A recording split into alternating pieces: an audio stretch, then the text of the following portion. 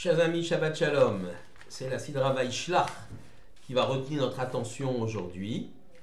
Maaseh Avot Siman Labanim. Les actes des pères sont des signes pour les enfants. Ainsi, on peut comprendre l'ensemble des sidrot, des parachiotes du livre de Bereshit. Loin d'être simplement des récits historiques de nos lointains ancêtres, les paroles révélées de la Torah présentent nos avot, nos pères, et nos imaot, nos mères, comme traçant quelque peu le chemin pour leur descendance, pour Israël. Ainsi, la rencontre entre Yaakov et Esav se pose comme étant le modèle des liens ou des haines que tisseront leurs descendants respectifs.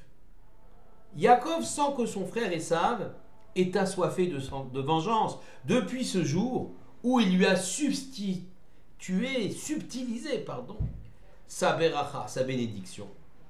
Un subterfuge bien légitime pour un homme qui veut prendre et transmettre l'héritage spirituel de son père Yitzhak, aveuglé lui par une bonté parfaite et un amour sans faille de son fils aîné, Esav qui pourtant était déjà à l'époque si dépravé.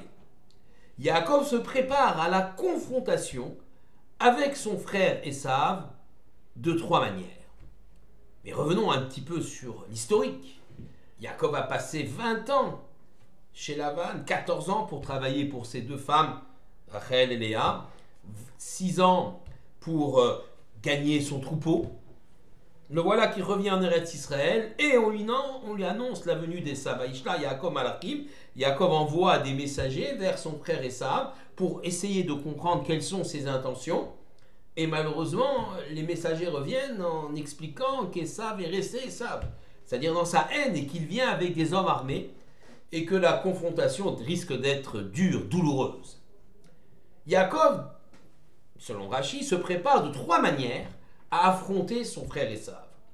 Il envoie des cadeaux, des troupeaux, pour obtenir la paix, à défaut de réconciliation, une paix froide, mais enfin une paix quand même. Il se prépare à la guerre, en séparant son camp en deux et en armant ses hommes, et enfin, il adresse une prière à l'Éternel. Ainsi, le peuple juif devra se comporter à l'avenir. Maaseh Avot Siman Labanim, nous l'avons dit, les actes des pères sont un signe pour les enfants. Le peuple d'Israël devra rechercher la paix, mais être vigilant, prêt à la guerre, et ne jamais oublier l'Éternel qui, lui, évidemment, fera en sorte que l'on se sortira de ce mauvais pas, ou pas d'ailleurs. Hachem lui envoie un malach, un ange, le prince d'Esav, avec qui Yaakov a lutté. Est-ce une réalité physique ou une image virtuelle? Les sages, les exégètes se dévisent sur la question. Pour Maïmonide, la lutte et le dialogue d'ailleurs entre Yaakov et l'ange d'Esav relève d'une vision prophétique. Ainsi, il s'exprime dans le Guide des Égarés au chapitre 2, passage 42. Pour Maïmonide, cette rencontre est donc une vision. Mais pour Nachmanide, cette rencontre est tout à fait réelle. La signification de cet épisode semble toutefois résider, d'après le Shlach Kadosh, Rabbi Horowitz, dans l'anticipation de la lutte fratricide qui va se dérouler, et ce dès le lendemain.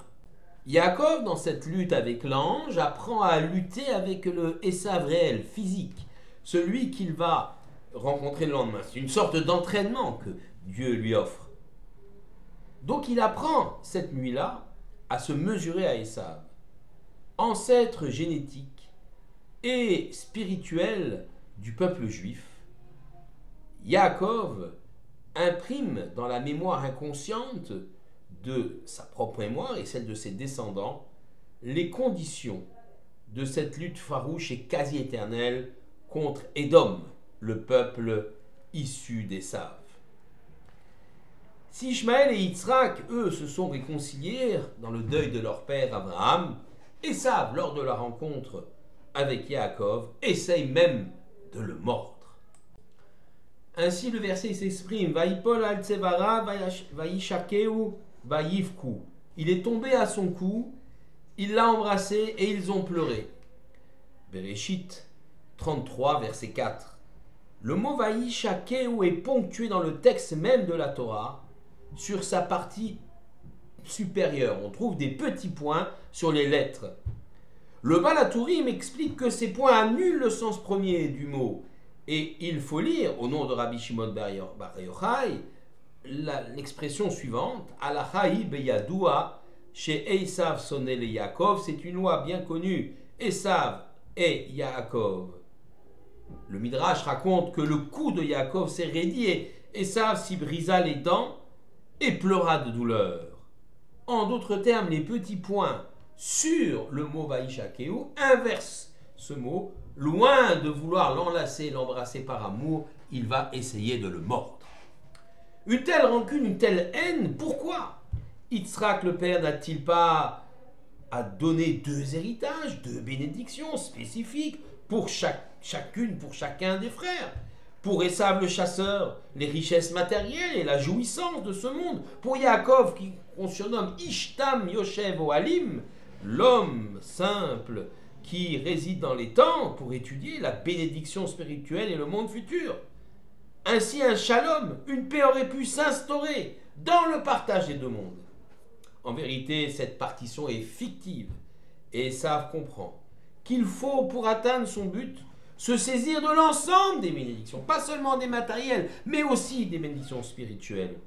Esav veut jouir du monde terrestre, mais il veut pouvoir le faire en s'enveloppant dans une couverture de spiritualité artificielle pour mieux dominer son univers. Il bâtit une idéologie autour de ses désirs et de ses passions, et en une pseudo-forme mystique, appelant à la transcendance, au divin. Esav ne peut dès lors supporter que Yaakov prétende à une autre spiritualité, plus authentique et dénuée d'arrière-pensée. Quant à Yaakov, il sait, lui, que pour exister, il ne peut se contenter d'un univers éthéré, d'un univers purement spirituel. Il doit s'ancrer dans un monde physique, une terre, un État, l'État d'Israël. Il est un homme et il est porteur du message divin, lequel, donné aux êtres mortels, ne peut être vécu que dans ce monde-ci. Rester être de chair et de sang, mais emporter la matière, vers des chemins de spiritualité. C'est là le contenu de la bénédiction de Yitzhak. Être un être de spiritualité, mais vivant dans le monde matériel et emportant cette matérialité vers des sommets de spiritualité. Être Mekadesh, sanctifier les éléments matériels par des actes humains et concrets. Ce sont les mitzvot, et c'est le défi de Yaakov. Et ce défi est absolument insurmontable pour Esav. Ce dernier veut alors, Esav, voler l'identité même de Yaakov. Être lui le seul héritier, détenteur unique de ce qu'il croit être le message paternel. Il faut éliminer Yaakov, il faut le remplacer dans l'histoire. Ce Yaakov-là, qui veut à la fois le monde matériel, le monde spirituel, élever la matérialité vers la spiritualité, le gêne considérablement. Et ça, il veut donc dès lors aussi les 2 mondes, le monde matériel, le monde spirituel. La lutte est farouche, et elle se situe au niveau même de l'être, de l'existence. Comme il est écrit, Vaya avec Ishimo ad alot hashachar. Un homme a lutté avec lui, l'ange d'Esav, jusqu'au matin. Et avec, d'après Rashi, qui cite son maître, le grand grammairien Menachem, vient du mot avak, la poussière. Lorsque les 2 hommes luttent, effectivement, ils soulèvent de la poussière. Le Baal HaTurim affirme que la valeur numérique gématria de ce mot vaillait avec, il lutte en soulevant la poussière, est celle des mots Kisé à Kavod, le trône de gloire de l'Éternel. C'est-à-dire, le trône de gloire, c'est quoi? C'est la manifestation de la présence divine sur terre et sa perception par l'homme. La poussière monte jusqu'au Kisé à Kavod, jusqu'au trône de gloire de Dieu, dit le Baal HaTurim. C'est-à-dire que la lutte entre Yaakov et Esav se situe au niveau même de l'approche du divin.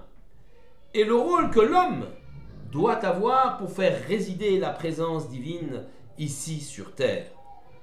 Au cœur de la matière, cette lutte idéologique, une lutte théologique est terrible. Yaakov réussit à vaincre, mais est blessé à la hanche. Ce lieu, la hanche, qui est le lieu de l'engendrement des générations, il est frappé comme pour marquer que ce lieu est totalement fragile. Yaakov demande alors à l'ange d'Esav, et il lui dit, eh bien, Achalechacha ki im berartani, je te renverrai si tu me bénis.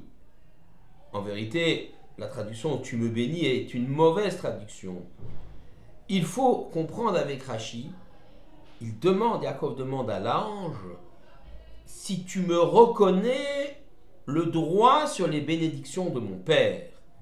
La victoire de Yaakov réside dans le fait que l'ange d'Esav accepte désormais la vocation de Yaakov qui a recueilli les bénédictions paternelles et les bénédictions, donc qui sont composées de bénédictions matérielles et spirituelles. L'ange doit aussi reconnaître le nouveau nom de Yaakov, Israël, ce qui veut dire tu as lutté avec l'Éternel et avec les hommes et tu as vaincu. Israël, tu as lutté avec l'Éternel. Rachi explique que ces hommes, Lavan et Esav, qui voulaient imposer une autre vision du monde, qui pouvait l'amener vers une ruine spirituelle, se voient ici vaincus. Yaakov a vaincu l'ange, il a vaincu aussi ses propres angoisses, il peut affronter désormais, dès le lendemain matin, l'homme réel Esav. Le conflit ici n'est plus physique, il n'est plus verbal, mais il résiste dans le non-dit et peut-être plus violent qu'il n'apparaît dans le texte de la Torah. Mais Yaakov sauve l'essentiel et évite de combats meurtriers avec son frère. Prenons bien soin de séparer son chemin de celui d'Esav. Yaakov arrive au pays de Canaan, intact, si on peut dire, intègre et tout à fait dans son intégrité physique et spirituelle. Vayavo Yaakov Shalem, Yaakov est arrivé entier. Yaakov est arrivé entier Shalem car il n'a pas oublié sa Torah chez Lavan. Il a surmonté la confrontation terrible avec son frère. Shalem, c'est la même racine que le mot Shalom, la paix. La véritable paix ne réside-t-elle pas dans la reconnaissance absolue par Esav et donc par les nations de l'identité d'Israël? Shabbat Shalom à tous.